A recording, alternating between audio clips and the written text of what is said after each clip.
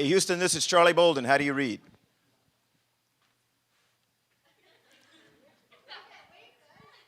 Houston, this is Charlie Bolden. How do you read? Clear. Welcome aboard the International Space Station. Hey, Butch, how you doing? We're doing great, sir. How about y'all? Okay, I'm glad we didn't go through all the protocols and everything, but what I'm going to ask you to do, Butch, is introduce yourself and the rest of your crew members there. Samantha, it's great to see you. This is the first time I've had a chance to talk to you. We have a group of school students down here from elementary all the way up through high school. Any college students? No. And they really are anxious to ask you some questions, so I'm going to turn it over to you to introduce yourself and your crew, and then we'll get right into the questions, if that's okay with you. And tell us a little bit about what's going on today. Outstanding, General. Yeah, absolutely. I'm Navy Captain Barry Wilmore, call sign Butch. That's why he keeps calling me Butch. And I've been up here for 4 months. I launched on a Soyuz 40S and was joined by these folks right here a couple of months ago. I'm going to let them introduce themselves. I'm Air Force Colonel Terry Virts, and I launched in November with Samantha on Soyuz 41S from Baikonur in Kazakhstan. We've been here for about 2 months, and we've been very busy doing a lot of experiments and science, and also getting maintenance done, keeping the space station in working order. And I'm Italian Air Force Captain Samantha Cristoforetti, and of course I came here about 2 months ago with Terry, and same as Terry, I'm enjoying my time up here, doing a lot of science, doing all kinds of interesting scientific research, and enjoying floating a lot. Great. Well, Terry, Butch, Samantha, I'm now going to turn it over to the somebody's got a question. We do, and here they come. And you can step right out here. They can't see, unfortunately. My name is Latrice, and life in space hard, or is it easy?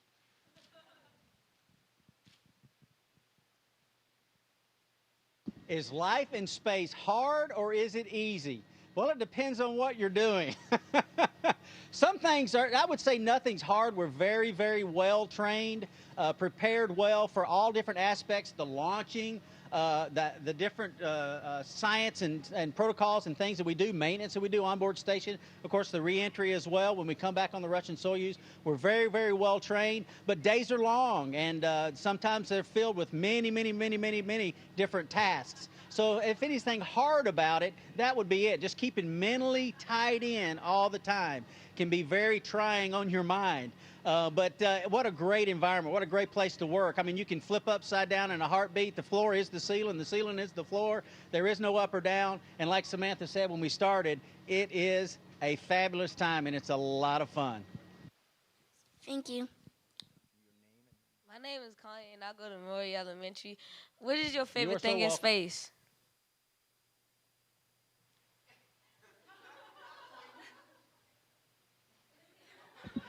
That's a great question, and as you can see, it's so cool floating. You can go on the ceiling, you can go on the walls. It doesn't matter which direction you are. You can just readapt. And after you've been here for a few weeks, you really get used to floating and being weightless. And it's really fun to be able to move around and just kind of, with no effort, flip yourself over like that. And for me, that's probably my favorite thing that we get to do up here.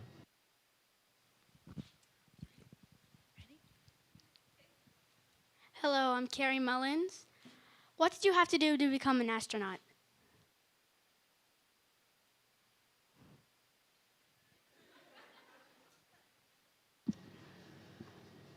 Well, there's different paths to become an astronaut. Some astronauts are military pilots. Most of them are also test pilots. Some astronauts are scientists or engineers, and a lot of astronauts have mixed backgrounds, like they are pilots, but they also have a background in science or engineering. Or medicine. You can also study medicine. We have also doctors among our fellow astronauts. So those are main paths. It's important, to work hard in school, to do well. And I like to say it's really important to choose a career, before you become an astronaut that you really love, that you're passionate about, because that's really the key, the secret to being good at what you do. And, when you're good at what you do, then you're also a good candidate for the astronaut program.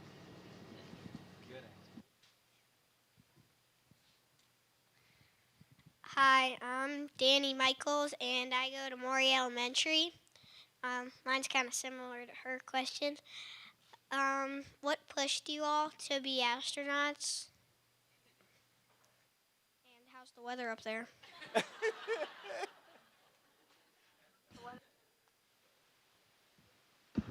Danny, the weather is always clear, so that's a good thing.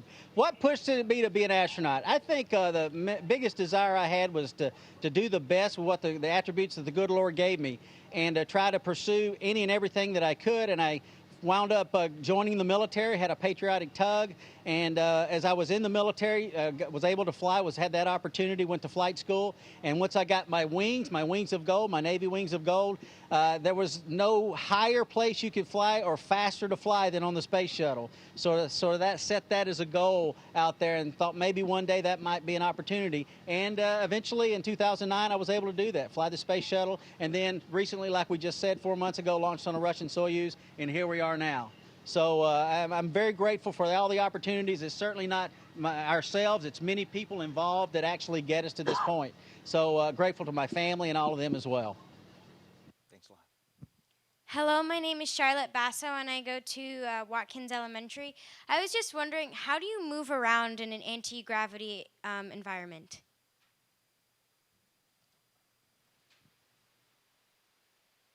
Hi, Charlotte. Like we were demonstrating before, that is something that you kind of need to learn how to do, and you have to learn quick because as soon as the rocket's engines shut down a few minutes after launch, you're weightless, and you don't have time to learn how to walk. You just have to do it. But it takes a little bit of getting used to. But we've been here for long enough that we know how to move. You have to move very slowly at first, and if you push just with a little bit of force, I don't know if you can see my finger here, but I'll push on Samantha's shoulders. And you start moving. So you have to control how much pushing and pulling you do. Otherwise, you'll go flying into the wall and hit your head on something. So you got to be careful. But it's really fun, and it's something that the humans can really learn how to do and adapt to. Hey, I have a question for you guys. Anybody go to Maryland schools there? I grew up in Maryland. I went to school in Prince George's County and Columbia, Howard County. You got a public bunch of schools. hands going up there, Terry. What school? I hear some clapping. You're going to ask a question. Go ahead. Hello, I'm Labrea from Western High I went to School. Fort McHenry Elementary. I asked a question. I went to Fort McHenry Elementary in Lanham and Oakland Mills and Columbia. But I'll let these kids ask some questions. They're more important than mine. Okay. Hello, my name's Labrea. I go to Western High School. My question to y'all is, I heard that y'all 3D printed a tool. How is that going? Did you use it yet?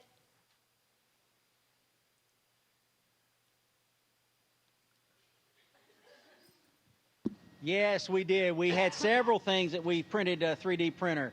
The 3D printer has now been stashed away, and all of those items that we printed have been bagged up because we're returning them to Earth. They're going to be analyzed because before they sent that printer up here, they actually printed the same items on Earth that we printed up here, except for one. We printed also a ratchet wrench, and but all those things are going back. I wish I could show them to you.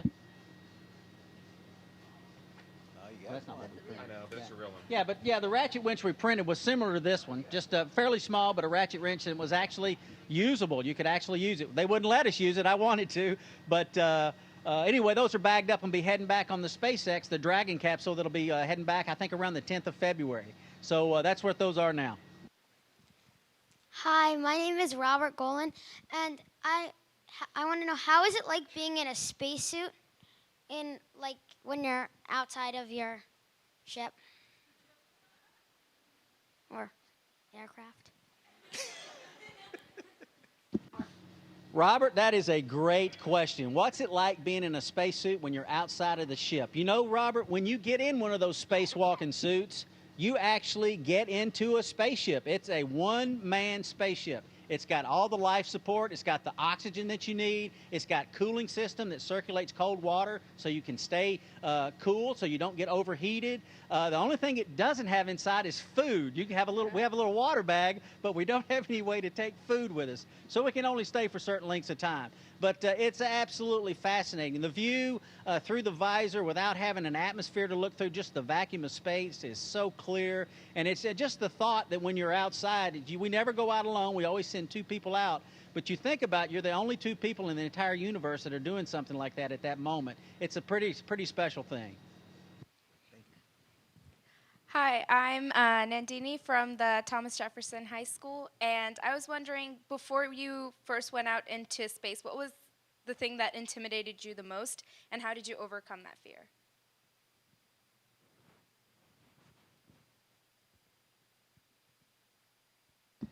Well, I can tell you that the day that I went on the spacewalk, I don't know that there was a lot of fear, but even more so, there was a spacewalk by my 2 comrades, Commander Wiseman, also a Navy commander, and Alex Gerst. They went out on a spacewalk about 9 days before Wiseman and myself went out. And when I suited them up and got them ready, that was the most stressful thing that I have done up here, because their lives were literally in my hands. I had to get their helmets on right. I had to get their maneuvering packs on right. I had to make sure that the depress of the cabin went just according to plan. And that was actually much more of a stress, because it wasn't my life that was at stake. It was theirs. And that's something that's a very detailed process, getting someone out the door. You know, you think when you open the hatch the first time and you go outside, you've already been in the suit for 5 hours, almost 5 hours, even before you open the hatch. And the person that's doing the most work is the one that's getting you ready to go out. And the next spacewalk, if it goes as planned, Colonel Wirtz and I are going to go out, and Samantha's going to have that task. And I tell you what, I don't envy her, because it is a very detailed, very important, vitally important thing to do. Hello, I'm Kelton, and what was this a job you wanted ever since you were a kid, or as you got older, was this something you wanted to do?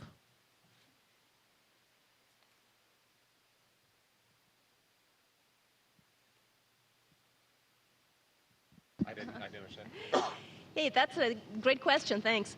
Actually, when I was very young in elementary school still, I don't think I was 8 years old yet, I already told people, adults and teachers, that when I grew up I wanted to go to space. And of course I didn't have an exact idea of what it means to be an astronaut back then, but as I grew up and I had a better idea, this thought of becoming an astronaut and going to space actually attracted me more and more. And then I was fortunate enough that growing up I developed mature interests for science and technology and for flying. And guess what? Those are the things that can lead you to becoming an astronaut. So it all came together wonderfully for me. And you know, it's just the best thing that I could possibly imagine doing. So I'm very, very happy. My name is Nicole Fogel, and what do you think the first thing you're going to do when you get back to Earth?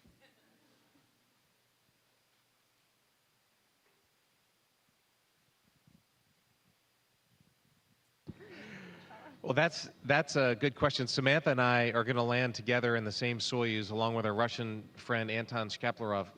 And Samantha and I are going to get on an airplane with a NASA crew of folks, and we're going to come directly back to Houston. But I think one of the first things that I'll probably want to do is get a shower when we finally get to a shower. There's no showers up here, although we have towels, and basically you take a hot water, put it in a towel, and that's kind of your shower for 6 months. And it's actually pretty good. We can stay pretty clean and stuff, but that's one thing I'm looking forward to doing. Hey, Butch has a demo here. He's going to show you a little bit of physics in space. Yeah, I wanted to show y'all this. This is just an iPad. Y'all are very familiar with this. Notice how it's almost twice as wide as it is long, or twice as long as it is wide. So because of that, because of the momentum and how that affects it, if I flip it just right, it will flip twice, and then it will roll the next time, and it'll keep doing that. So let's see what happens.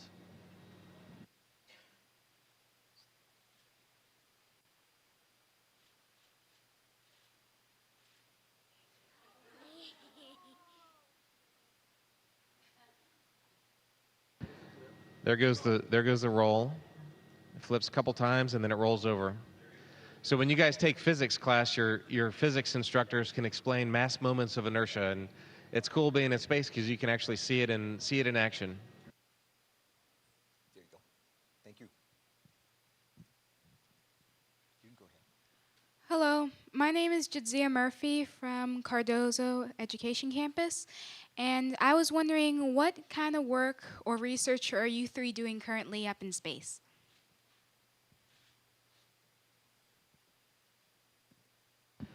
Well, it's actually been really interesting. We just had this cargo vehicle arrive with a lot of science on board, and so we've all been busy all day, every day, even on the weekends we were doing science. I'm doing material science right now where they're measuring how materials, as they cool, how they become coarse, and how the molecules inside these melted liquids, as they solidify, how they change. We have a plant experiment in the Columbus module, in the European module down the way there. That's really cool. It's got this big pink light, so at nighttime when you turn all the lights off, the whole station is glowing pink. And we grew some plants. I think today Butch harvested some plants. Samantha was working with fruit flies. We had a experiment of fruit flies.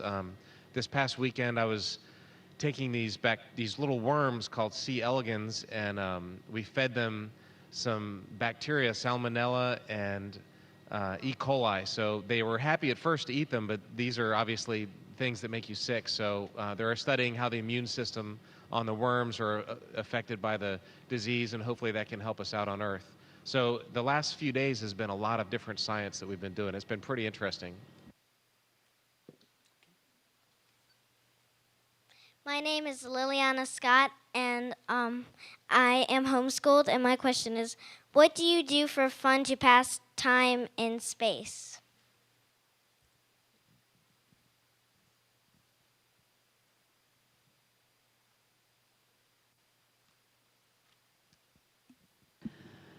I think most of us really enjoy taking pictures, spending time in the cupola. This is this magnificent window on the Earth we have. We see the Earth from horizon to horizon, so we actually see very well the curvature of the Earth. And of course, we can also see the skies above the horizon.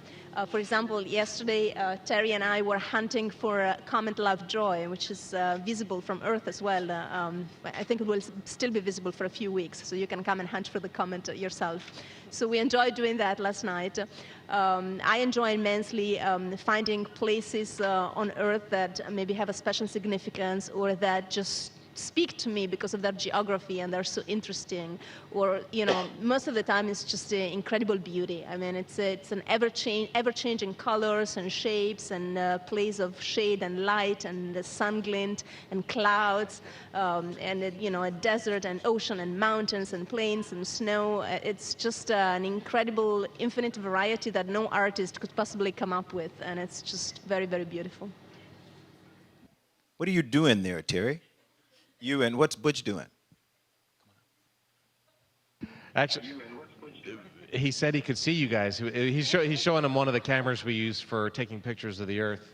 And recently, the lab window has been free. We've been able to take pictures in here. Normally, it's got a payload in there, but so we've got these big, giant, they're almost telescopes here, taking pictures of the Earth. My name is Katie Quinn, and I was wondering, what's the coolest thing to look at in space?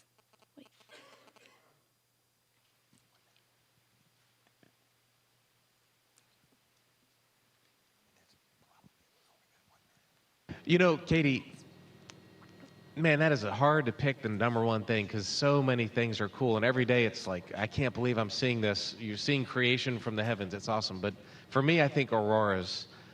Being from Maryland, we don't see a lot of auroras down there around the nation's capital. And the view you get from here is amazing. You can see them with the naked eye. When you see pictures of them, they're even more magnified. But that is a pretty amazing thing. Hey, Butch, Terry, and Samantha, I really want to thank you all for the time you gave us today. It was absolutely incredible for these kids. They're telling me you all have to go back to work. So thanks again. Hopefully I will get a chance to talk to you again in a few days. Take care. All right, super. Thank you, General. Hello to everyone. Y'all have a great day. Have a great time.